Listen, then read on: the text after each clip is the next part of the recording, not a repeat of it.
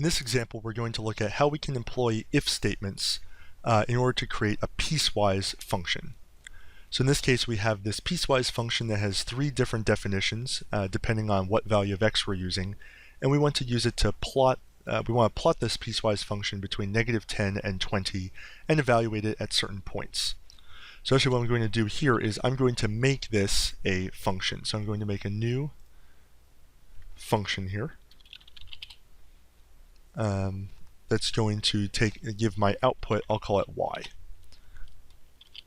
I'm going to call this lecture 03 example 1, and my input is going to be x. So it's going to take x, do an operation to it, and then my output is going to be y. And I'll save this as this function, and I'll go back to my main script to be able to use it. Alright, so in this case, I want y to be different things depending on the value of x. So in this case, I'm going to say that if x is less than -1, then my value of y is the first statement. It's e to the x plus 1 power.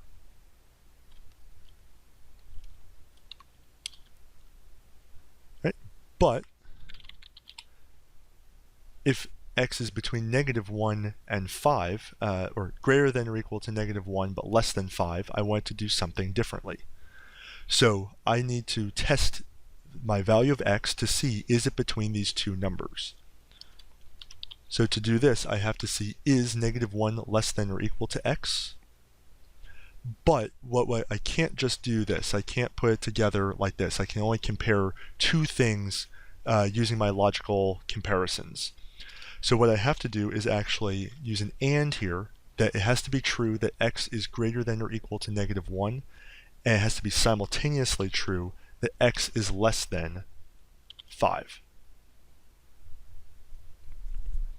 So if that's true, then I'm using my second definition. I want to take the cosine of pi times x and add 2 to it. And the last case, here I could actually do an else statement, or I could use another else if statement. I'll get the same results, and we'll see what the difference is.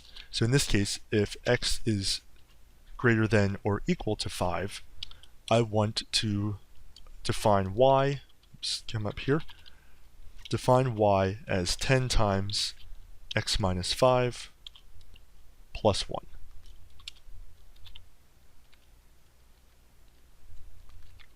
And I want to save my function. So here it's suggesting this will work, but it's suggesting I use this double ampersand, which Matlab does prefer, I think for speed reasons. When comparing scalar values, it wants you to use the double and sign. If you're comparing a vector, it wants you to use the single and. But even for scalars, you are able to use the single and it will work, but Matlab will kind of warn you against that. Oh, and here I forgot my multiplication. Alright, so my piecewise function is now defined. It does one thing when x is less than -1, another when x is greater than -1, but also it has to be less than 5. And then the third thing, if x is greater than or equal to 5, then it's 10 times x minus 5 plus 1. Alright, so the first thing I want to do is I want to take this function, and now I can evaluate it at these different values. So I want to say that y is equal to the name of my function. I'll just copy it here so I don't make a typo, of -5. And I'll let this print. Let me clear everything out of the way first. Alright, so it's evaluating my function at -5.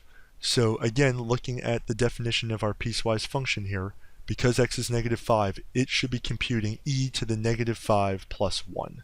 So just to verify that,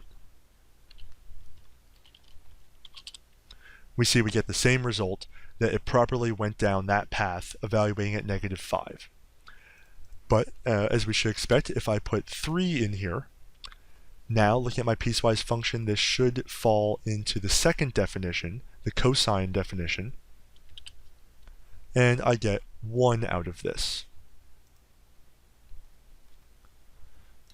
Right, so let me just verify that when I put 3 in here, I'm not finding e to the 3 plus 1 power, because that was about 55. But I am indeed using the second definition, that it's using the cosine of pi times 3 plus 2. And indeed, I get that value of 1 out of it. Again, let me rerun this part, and I get 1. And when I put 15 in here, it's going down that third branch.